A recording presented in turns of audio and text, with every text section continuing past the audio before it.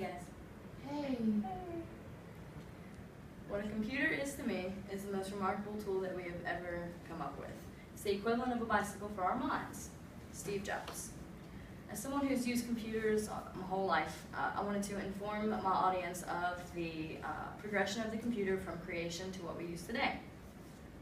The term computer refers to someone who performs calculations.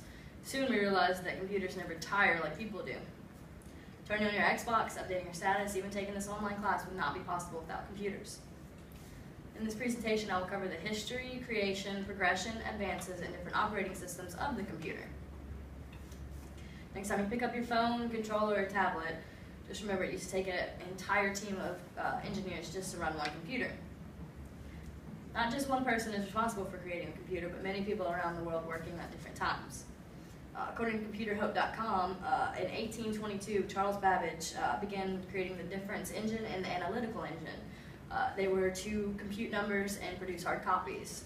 Unfortunately, due to lack of funding, they were never able to complete it.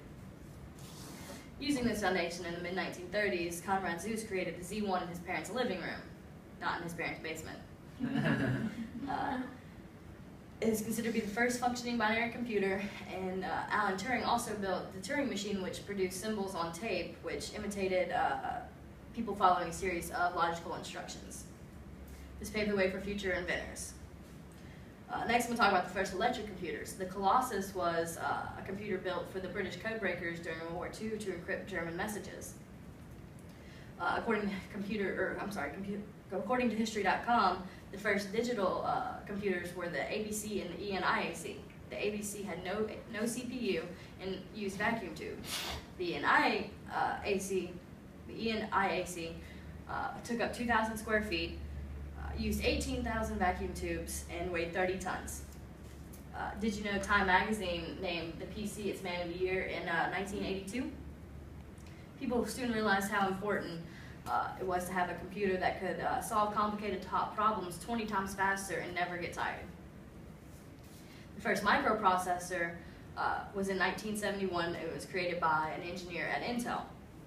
It was the size of a thumbnail. It could remember data, manage data, remember information, and run the computer programs all by itself. This innovative little trip led the way to the PC, or the personal computer as we all know it.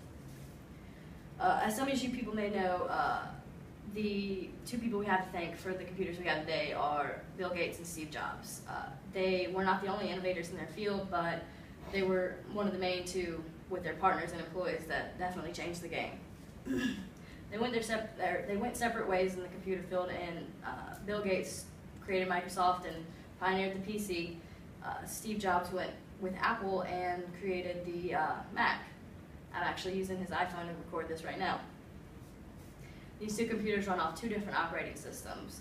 An operating system, according to computerhistory.com, is a program that allows for the computer to work with and to talk to the hardware.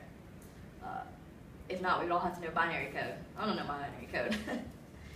Microsoft currently uses Windows 8. I miss Windows 7. I'm sure all you do too. Mm-hmm. iOS 7 is what Apple is running right now, and as all iPhone users are aware with those updates. These come preloaded on computers. I'm a great believer that any tool that enhances communication has profound effects in terms of how people can learn from each other and how they can achieve the kinds of freedoms they're interested in. Bill Gates. Now that I've covered the history, creation, progression, advances, and different operating systems of the computer, we can Control, Alt, Delete, and end this task. It's estimated there are 2 billion PCs in use worldwide right now, and will continue to grow. Computers have become an essential part of our culture, especially the youth, and it will continue to affect our everyday lives. And I, for one, am very excited to see what it holds. Thank you.